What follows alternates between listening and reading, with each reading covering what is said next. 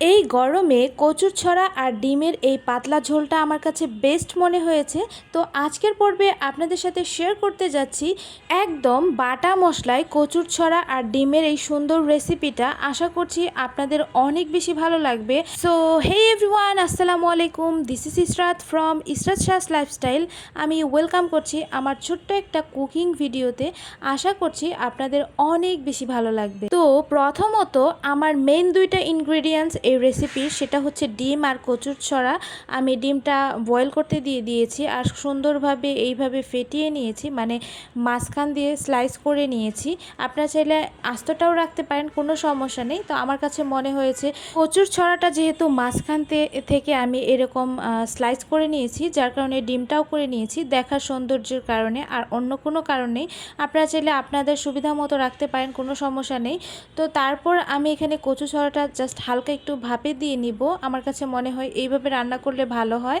তারপর অন্য চুলায় একটা কড়াই বসিয়ে দিয়েছি, এখানে তেল দিয়ে দিয়েছি, অল্প একটু লবণ আর হলুদের গুঁড়া দিয়ে এখন ডিমটা খুব সুন্দরভাবে ভেজে নেব।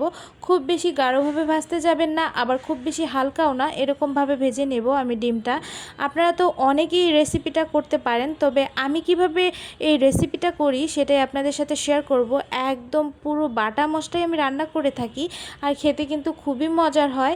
তো তাই ভাবলাম কেননা আজকে আপনাদের সাথে আমার রেসিপিটা শেয়ার করে দেই। তো কথা বলতে বলতে আমার ডিমের দুই সাইডটাই একদম ভাজা হয়ে গিয়েছে, আমি উঠিয়ে নিচ্ছি। আর আপনারা চাইলে তো অবশ্যই ডিমটা ভেজেও রান্না করতে পারেন, আবার আস্তেও রান্না করতে পারেন, আর সেটা একদম পুরোপুরি অপশনাল। তারপর ওই তেলের মধ্যে আমি এখানে আস্ত জিরা আর কিছু গরম মশলা দিয়ে দিয়েছি। তারপর কিছুক্ষণ হওয়ার পর এখানে পেঁয়াজ কুচি দিয়ে দিয়েছি।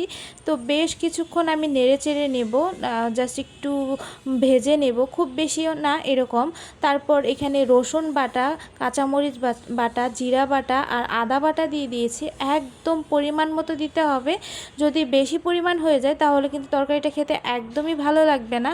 আমি আমার পরিমাণ মতো করে দিয়ে দিয়েছি সব। তারপর পানি দিয়ে এখানে হলুদের গুঁড়া, মরিচের গুঁড়া, ধনিয়ার গুঁড়া, গরম মশলার গুঁড়া আর দিয়েছি পরিমাণ মতো লবণ। তো সব কিছু দিয়ে এই মশলাটা খুব সুন্দরভাবে আমি কষিয়ে নিব, যতক্ষণ পর্যন্ত মশলার উপরে তেল ভেসে না উঠছে সেই পর্যন্ত আমি এটা একটু কষিয়ে নেব। দেখতে পাচ্ছেন মশলার উপরে একদম তেলটা ভেসে উঠেছে, তার মানে আমার এটা একদম ডান হয়ে গিয়েছে।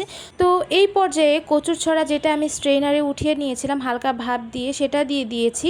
কচুরছড়া দেওয়ার পর বেশ কিছুক্ষণ আমি এটা নেড়ে চেড়ে মানে একটু কষিয়ে নেব মশলার সঙ্গে। তো দেখতে পাচ্ছেন কিছুক্ষণ ঢাকনা দিয়ে ঢেকেও দিয়ে দিয়েছিলাম। বেশ কিছুক্ষণ এইভাবে রান্না করে কষিয়ে নেওয়ার পর আমি এখানে পানি ব্যবহার করব। আপনারা চাইলে গরম পানিটা ব্যবহার করতে পারেন, আজকে আমি ঠান্ডা পানি ব্যবহার করছি। তো এখানে আমি আমার পরিমাণ মতো পানি দিয়ে দিচ্ছি, যেহেতু আমি একটু ঝোল ঝোল তরকারিটা খাবো, যার কারণে পানির পরিমাণটা একটু বেশি দিয়েছি। আপনারা কি পরিমাণে খাবেন সেটা পুরোপুরি একদম আপনাদের ইচ্ছা। তো আমি আমার পরিমাণ মতো দিয়ে দেওয়ার পর বেশ কিছুক্ষণ এই রান্না করে নিব। রান্না করে জাস্ট একটু ঢাকনা দিয়ে ঢেকেও দিয়েছিলাম, কয়েকবার নেড়ে চেড়ে দিয়েছি। তো এই পর্যায়ে আমি এখানে ভেজে রাখা সেই ডিমগুলো দিয়ে দিব। ডিমগুলো দিয়ে দেওয়ার পর আবারও বেশ কিছুক্ষণ আমি রান্না করে নিব।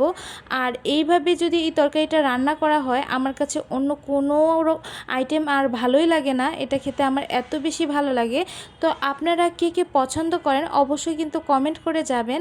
আমার তো ভীষণই পছন্দ এই রেসিপিটা, মানে আমার বাসার সবাই পছন্দ করে। তো এইভাবে ডিম দিয়ে কিছুক্ষণ নেড়েচেড়ে নেওয়ার পর ঢাকনা দিয়ে ঢেকেও দিয়েছিলাম। এই তরকারিটা যদি সব কিছু রেডি থাকে, মানে রান্না করতেও খুব বেশি সময় লাগে না।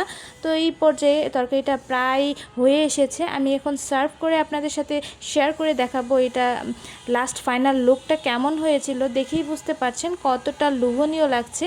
আমার কাছে এই রেসিপিটা একটা বেস্ট একটা রেসিপি মনে হয়েছে আজকের জন্য এই গরমে।